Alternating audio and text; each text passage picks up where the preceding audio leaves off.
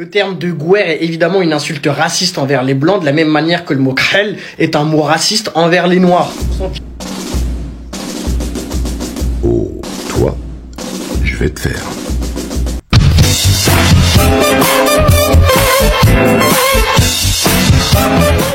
Apprendre son histoire est un acte de résistance. Mais apprendre l'art de la langue ou être linguiste, c'est un acte d'inconscience dans le cas Notation négative ou non à l'origine dans la langue arabe, parce que la vérité c'est que à chaque fois que des maghrébins en France l'ont utilisé, c'était de manière négative. Oui, mais khel, ça veut dire juste noir en arabe. Bah oui, négro veut juste dire noir en espagnol. Mais pourtant, en français, le terme est raciste et négatif. C'est exactement la même chose avec le terme de guerre. Le terme de guerre, il a été popularisé dans l'optique de pouvoir parler des blancs fragiles, des mecs qui se faisaient racketter, etc. Et ça avait même un lien avec le terme de babtou fragile. En fait, je l'ai épinglé sur plusieurs vidéos, donc lui va avoir droit à une petite série. Ne vous trompez pas et ne vous méprenez pas. Quand on le regarde et qu'on le connaît pas, au début je dis tiens, il a un afro, bon, il est peut-être africain, caribéen, antillais, on sait pas. Sauf que c'est devenu une espèce de Tanguy bis, défenseur du combat des leucodermes, des Européens et des gens qui s'assimilent à la population blanche. Mais bon, passons, ça c'était pour savoir qui c'était entre guillemets. Mais j'espère que tu vas répondre mon petit gaillard. On réajuste les lunettes. Et je t'interpelle en tant que spécialiste, toi, hein, pas moi je suis historien, mais toi tu te revendiques visiblement, puisque tu prends la parole pour dénoncer ça, comme un spécialiste de la langue, un linguiste. Alors, il faut le dire, parce que j'ai aussi une autre vidéo que je vais faire après, ça fait écho à l'affaire, entre guillemets, je dis l'affaire parce que ça devient une affaire, Mustapha El Atrassi, que je salue, et si Mustapha tu passes sur cette vidéo, eh bien, tu me reconnaîtras, puisque moi, j'ai connu Mustapha El Atrassi à ses tout débuts, quand il arrivait de Tours, et qu'il venait en région parisienne pour commencer ses débuts dans le stand-up. Mais bon, Mustapha El Atrassi est un humoriste, il n'est pas humoriste depuis 2 ans, il est humoriste depuis plus de 15 ans, et voilà, bon bref. Il a dit sur scène les guerres, donc ça donne plein de vidéos, dont celle-là, où on dit « guerre, c'est raciste ». Mais lui, là, il est malin, parce qu'il met « guerre », là, dans son titre, là, enfin dans les mots, et « khel ». Et il dit « ouais, khel, c'est raciste, donc guerre aussi ».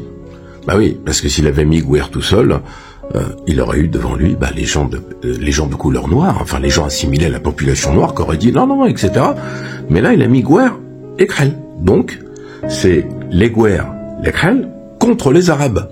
Bon, déjà, sache une chose, et sachez tous une chose, quand on fait de la langue arabe, eh bien, on a la prétention de dire, quand on est linguiste, comme lui, visiblement, que guerre, eh ben, c'est un mot raciste. Et, comme il le dit, ça désignerait les Français, enfin les Blancs, pardon, les Blancs fragiles. Alors, guerre, ça vient pas de l'arabe, ça vient du Maghreb. Donc, au Maghreb, particulièrement en Algérie, quand on utilisait le mot gaouri, dont la dérive est guerre, gaouri désignait le français. Pas de manière raciste, on pouvait dire romi. Romi, ça c'est global, parce que romi, en fait, ça c'est de l'arabe, ça peut venir désigner les personnes blanches, parce qu'à l'époque on les assimilait à des Romains, mais gaouri, c'est pour les Français. Alors ça désigne pas une personne blanche. Quand on parle d'un Polonais, d'un Hollandais, d'un Belge, on dit pas gaouri. Au-delà de cela, il n'a aucune connotation raciste. Alors par contre, un mot qui a une connotation raciste, c'est les beurs, les rebeux.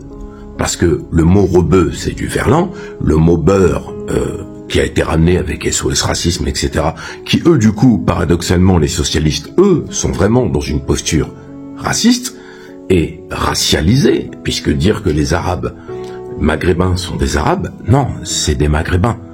Et au-delà de ça, le Maghreb désigne une zone de territoire, mais un Algérien, c'est pas un Arabe, c'est un Algérien. Un Marocain, c'est un Marocain, un Tunisien, c'est un Tunisien, un Mauritanien, c'est un Mauritanien, bref. On dit pas rebeu, on dit pas beurre, mais pourtant, dans l'usage qui en est fait de manière constante en France, ça dérange personne. Surtout pas toi, qui viens pas nous dire, t'aurais dû mettre khel, guerre, rebeu, beurre. Non, non, t'as mis que ça. Maintenant, concernant Khel, on est tout à fait lucide et on est tout à fait conscient. Il peut avoir une connotation négative quand on dit kahlouche, etc. Je l'ai déjà dit, quand je me suis rendu en Algérie, j'ai aussi été dans des pays du Maghreb, j'ai été accompagné de personnes qui étaient noires, entre guillemets, parce que bon, moi, vous avez une tête de Maghrébin, tête de Brésilien, tout ce que vous voulez. Mais bref, personne n'a été traité de kahlouche et personne n'a reçu ce type d'insulte. Maintenant, si on fait de la linguistique, parce que c'est ce que tu fais, visiblement, le mot khal, c'est pour désigner une couleur. Il y a deux choses. Il y a khol des yeux, n'est-ce pas? Et le khal, vous savez, il y a Jean Gabin qui avait dit le khal, c'est la boulette à la fin, donc c'est une connotation négative. Bon, ça, ce sont des interprétations, puisque khal, c'est la couleur, kahla, c'est la couleur. Exemple, si on dit, par exemple, tiens, j'ai un téléphone khal, c'est un téléphone noir. Par exemple, cet objet est de couleur kahla, on va dire kahla, une voiture kahla, noire, on va pas dire un autre mot, c'est la couleur noire. Ce n'est pas dans l'usage courant au Maghreb, en Algérie, ce n'est pas, je dis l'Algérie parce que j'ai moi-même pu entendre, et j'ai surtout compris, quand on connaît la langue algérienne, par exemple, ou la langue utilisée au Maghreb, quand on dit kahla, c'est la couleur. Quand on dit khel, c'est la couleur. Maintenant, même dans les quartiers français, ce qu'on appelle les quartiers, les quartiers populaires, c'est devenu une expression, c'est le mot khel, c'est pas pour désigner, par exemple, le mot N-E-G-R-E-2-S-E. Vous savez, celui qui est utilisé pour désigner une personne de manière raciste, par contre. Comme l'ont utilisé les colons en Guadeloupe, je rappelle, ou en Martinique, ou dans toutes les colonies françaises, je rappelle, et je l'ai déjà dit, quand un esclave montait sur un bateau, il était enregistré par négrite pour les enfants, les femmes, les petites filles, pardon, négrillon pour les petits garçons, négresse et nègre. Donc ça c'est raciste, vous voyez. Alors que ça dérive de l'espagnol, parce que c'est les Espagnols et les Portugais les premiers qui sont arrivés entre guillemets en Afrique et qui ont commencé à faire des comptoirs. Négro en espagnol, ça veut dire noir. Ça veut pas dire une personne noire que je cristallise et que j'insulte. Donc, il faut redescendre, mon petit, parce que là, tu veux nous créer une polémique qui n'existe pas. Mustapha El Atrassi, c'est un humoriste. Maintenant, je vais faire une autre vidéo sur le fait qu'il ait pu dire Gouer sur scène. Elle est en train d'arriver, je vais la faire. Mais sache une chose, si tu veux faire le linguiste, va d'abord faire une formation. Parce que tu as dit absolument n'importe quoi. Gouer ne veut pas dire blanc fragile, etc. Ça désigne un français. Pas nécessairement un français fragile. Quand tu connais la langue arabe et quand tu connais la langue utilisée au Maghreb, tu sais ce que veut dire gaouri et gouer. Maintenant, si c'est utilisé dans le cadre d'un spectacle avec une phase humoristique, je peux te dire que quand je vais faire la vidéo de Mustapha, tu iras la voir si tu as envie, sur les propos qu'a tenus Mustapha El Atrassi, tu vas voir que je vais te démontrer par A plus B que un humoriste a d'abord la liberté d'expression, et Mustapha El Atrassi, à ses débuts, faisait un genre de sketch, un genre d'humour. Là, il a réorienté, entre guillemets, sa façon de traiter certains sujets. C'est son droit le plus strict. Ça s'appelle la liberté d'expression. Maintenant, il le fait, et ça fait rire les gens, et c'est son travail. C'est un humoriste, d'accord?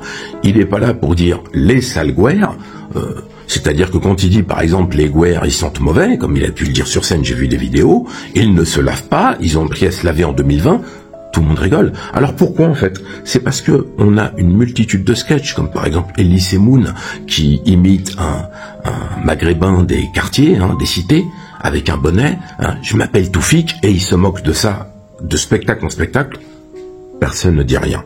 Il y en a d'autres, il y en a plein, je veux dire, même dans l'autocritique, tu regardes les spectacles de Jamel Debbouze, il imite un gars de quartier, lui-même, en fait, quelque part, et il se moque. Voilà. Bon, ça fait rire tout le monde. Mais Mustapha, qui a un message, entre guillemets, qu'on peut apparenter à communautaire, selon tes propos, tu viens, tu nous fais une vidéo, les gouères. Et en plus, faut le dire, je le dis, ce gars-là, lui, il fait que des vidéos pour dire le racisme anti-blanc.